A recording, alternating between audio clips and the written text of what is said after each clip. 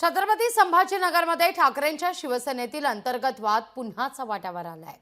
ठाकरेंचे नेते चंद्रकांत खैरे आणि अंबादास दानवेंचा वाद अजूनही संपण्याचं काही नाव घेत नाहीये। वाद अद्यापही शमलेला नाहीये।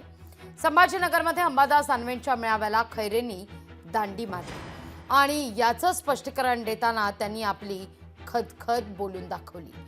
तर अंबादास दानवे नंतर आले ते केवळ काड्या करतात, त्यांच्यामुळे अनेक लोक पक्ष सोडून गेल्याची बोचरी टीका चंद्रकांत खैरे यांनी केली आहे।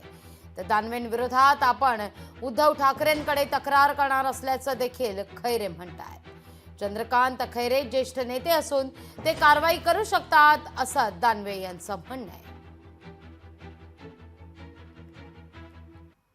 काही लोक हटकून म्हणतात की आमच्याकडे मी मरेन तर शिवसेनेत उद्धव बाळासाहेब ठाकरेंच्या गटामध्ये, बाकी कुठेच जाणार नाही। मी इतकं सांगितल्यानंतर सुद्धा काही लोक काड्या करत बसतात।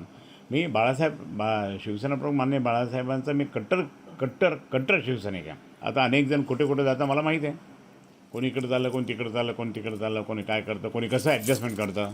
पण मग हे असं असताना त्या ठिकाणी मला मुद्दाम डावलायचं।